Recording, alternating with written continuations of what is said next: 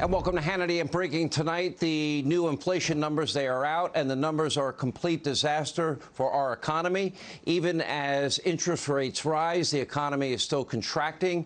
Inflation is still hovering at a four-decade high, a whopping 8.3%. On a very serious note, this is an extremely dangerous period in our country. Two-thirds of Americans living paycheck to paycheck. It is killing the poor. It is killing the middle class. It is hurting people on fixed incomes. While incomes go down, the stock market has been plunging. That means retirement funds are getting destroyed. The cost of everything you buy in every store you go to is continuing to spike. Make no mistake, economic devastation is here with no end in sight, sadly. Gas prices, guess what? We hit another record high today. Diesel also another record high, and there may soon be a diesel fuel shortage. Utilities in this country, they're up a whopping 22%. Fuel oil is up a whopping 80%. Used cars are up anywhere between 22 and 40%. New cars are up over 13%. And by the way, when you finally find one, the MSRP sticker shock above MSRP is going to be massive. Looking for a plane ticket? That's up 33%. Meat, 14%. Eggs, 22%. Milk, 14%. According to economists, Americans will need to fork over $5,200 more per household this year because of Biden inflation. And over $2,000, by the way, every American that drives a car, they'll pay an extra $2,000 on gas prices alone. Already, as I said, two-thirds of Americans live paycheck to paycheck, according to CNBC. Now, sadly, all of this, as we've been telling you, could have been prevented. More than a year ago, our economy recovered from COVID lockdowns and got red hot. And Biden just continued to pump and spend federal money. Even as inflation started to rise at a very alarming rate, Biden pushed for even more spending. In fact, as we speak, he still wants to pump trillions of more dollars into the economy. This is madness. This is insanity. And that's not all. Biden also restricted oil and gas production, immediately put all these restrictions on the gas and oil industry. He killed the Keystone XL pipeline. By the way, we'd be taking in 900,000 barrels of Canadian oil a day by now. That would lower the price of everything. And by the way, it was Biden that banned drilling on public lands. He closed ANWR because, of course, he is an adherent to the religious climate alarmist cult that now run his entire party, because it's certainly not him. Now, Biden then sat back, did nothing as gas prices went up and up and up, except make excuses. A year ago today, Biden, Psaki, Yellen were all telling us gas prices would come down, that inflation was temporary, or their word, transitory.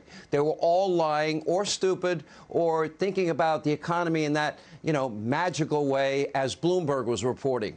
But get this, now as the economy is imploding, Joe Biden is rip-roaring mad because Americans, they're not giving Joey the credit he thinks he deserves. Oh, we should say thank you for the $5,200 Biden inflation tax, the $2,000 extra a year we're going to pay for gas? Take a look. We inherited an economy on the brink of a Great Depression. Millions of people losing their jobs, losing their homes, but even more importantly, losing hope. Remember those long lines you'd see on the television? People lining up in all kinds of vehicles just to get a box of food in their trunk. How quickly we forget. People were hurting. And what did the MAGA crowd want to do? Forget it.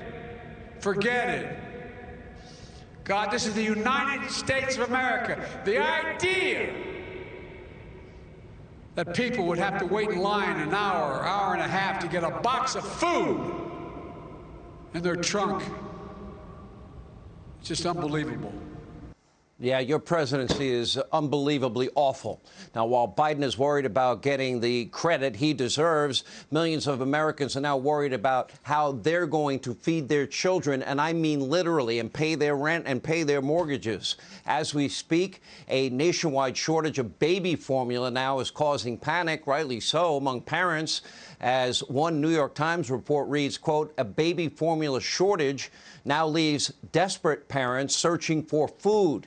It continues. Some parents are now driving hours at a time in search of supplies. Others are watering down formula or rationing it, hoping for an end to the shortage. I talked to a friend of mine there, tried to import it from Europe, but then, of course, it gets banned. We're not stopping the opioids and the fentanyl, but we'll stop that baby formula coming in from Europe.